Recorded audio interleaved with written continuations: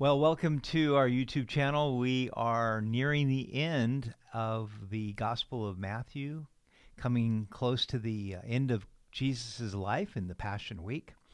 So thank you for joining us. We continue in the narrative of Jesus' life, and more specifically, the Passion Week. Today we see the radiant light of a genuine disciple contrasted with the insidious darkness of a false disciple. Now, on Tuesday night, Jesus spoke to his disciples on the Mount of Olives about his second coming. We continue now in Matthew chapter 26. Now, it came to pass, when Jesus had finished all these sayings, that he said to his disciples, "You know that after 2 days is the Passover, and the Son of Man will be delivered up to be crucified." The Passover would be in 2 days, on Thursday. Once again, Jesus told his disciples that he would be crucified during Passover. No one took Jesus' life from him. He laid it down on his own accord, for this was the reason he came into this world. Then the chief priests, the scribes, and the elders of the people assembled at the palace of the high priest, who is called Caiaphas, and plotted to take Jesus by trickery and kill him. But they said, "Not during the feast, lest there be an uproar among the people." So on Wednesday, the religious leaders gathered at the home of Caiaphas, the high priest. They plotted to take Jesus by trickery or by deception because they feared the people. The fact that they sought to arrest him deceitfully rather than openly should have testified against them that their plot was evil. They did not want to seize him during Passover because many of the people believed that Jesus was the Christ, and they did not want to cause a revolt. In addition to spoiling their Passover celebration, a riot would have brought the Romans down on them. However, despite their carefully devised plot, they were not in control at all.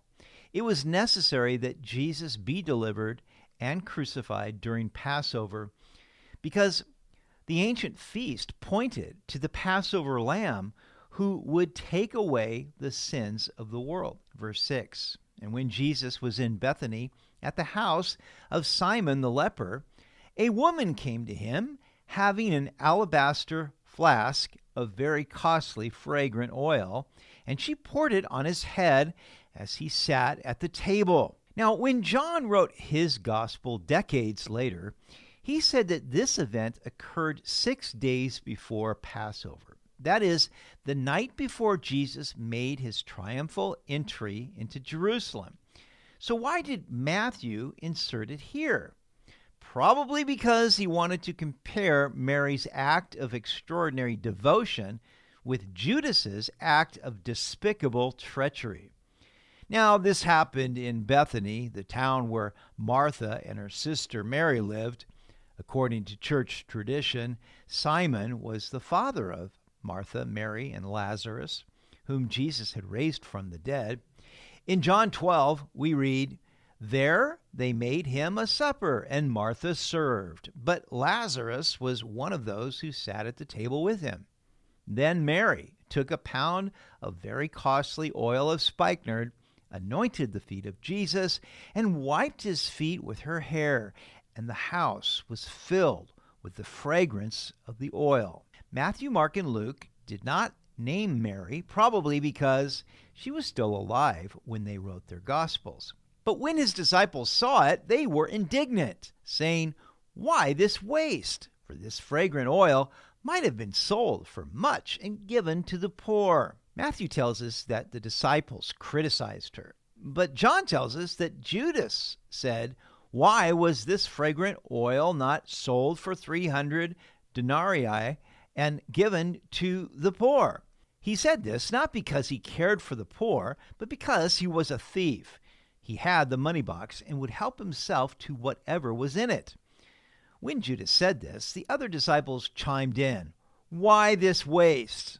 At the time, they were unaware of Judas's true motives. But when Jesus was aware of it, he said to them, "Why do you trouble the woman? For she has done a good work for me. For you have the poor with you always, But me you do not have always, for in pouring this fragrant oil on my body, she did it for my burial." Jesus immediately came to Mary's defense. It made no difference to him that it was an extravagant gift. He saw the love in Mary's heart that motivated her. We might wonder why Mary owned a pound of fragrant oil worth a year's wages. Some have guessed that she was saving this for her wedding. It was the most precious possession she had, but genuine love knows no bounds. It gives everything to the loved one. Mary understood something that the other disciples had missed. Earlier, Mary sat at Jesus' feet and listened to him teach. When Jesus predicted that he would be crucified, Mary paid attention. Therefore, she gave him all that she had to express her devotion, and she anointed him for his burial. Jesus was not telling them to neglect the poor. He taught them that they should give to the poor, but that they would have many opportunities to do that in the future. This was the only time they could anoint him before his death. Assuredly, I say to you, wherever this gospel is preached in the whole world, what this woman has done will also be told as a memorial to her. This is the only time that Jesus spoke of a memorial for someone. It wasn't a statue or a building. It was Mary's extraordinary act that would be mentioned wherever the gospel was preached to every generation. What seemed like an extravagant waste to Christ's disciples was the memorable gift for which she would always be honored. The fact that I am talking about Mary today only proves that Jesus' words were correct.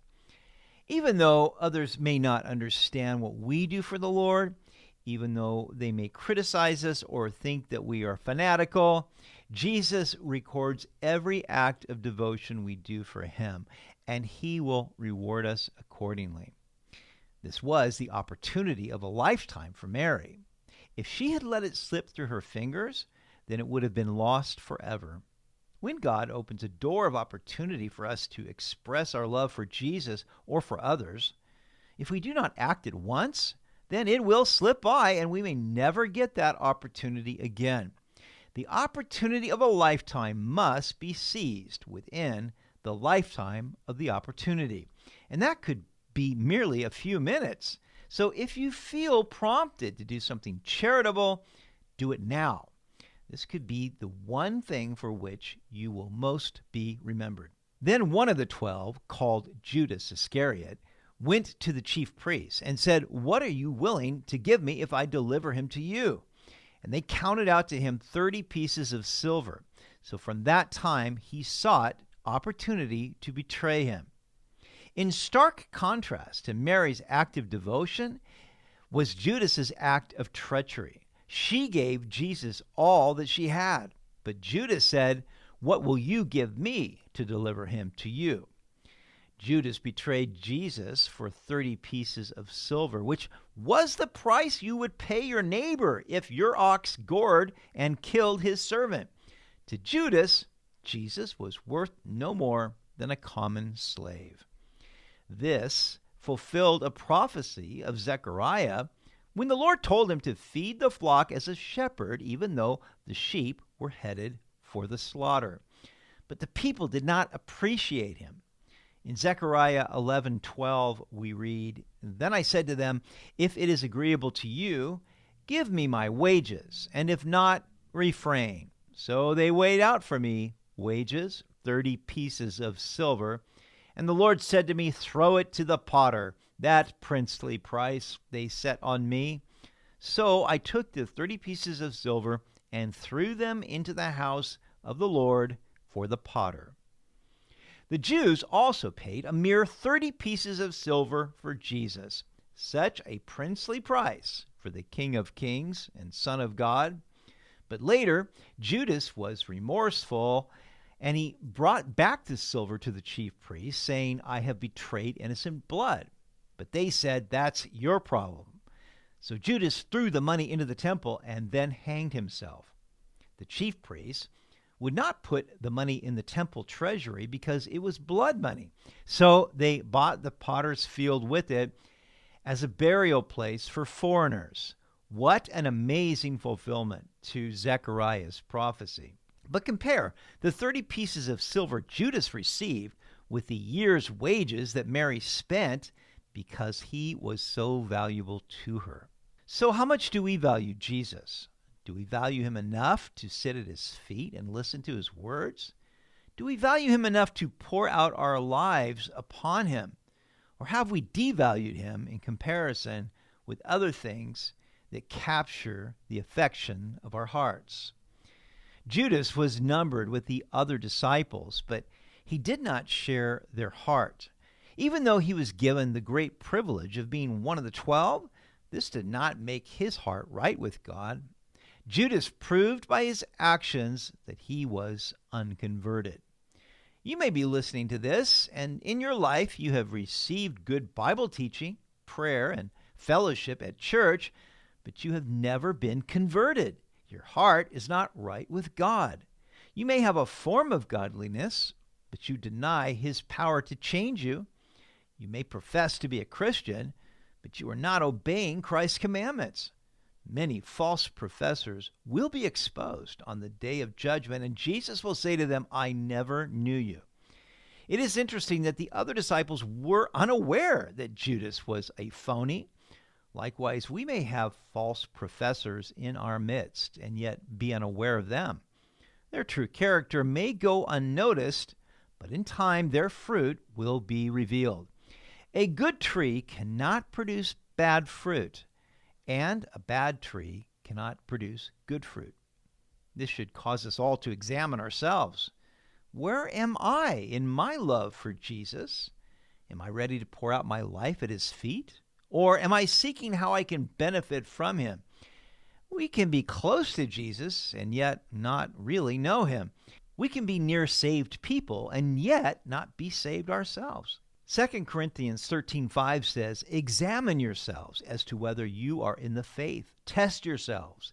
Do you not know yourselves that Jesus Christ is in you, unless, indeed, you are disqualified? If we believe in Jesus and receive him in our hearts, then he will be in us by his Spirit, and we will prove it, as Mary proved it, by the love we pour out on him and through him to others. Well, thank you for watching and joining us on our YouTube channel. We would love it if you would subscribe. That helps us a lot. It helps other people find out about what we're doing. And also check out the Simply the Bible podcast, where you can hear in audio version the entire Old Testament. So may God bless you, and thanks again for watching.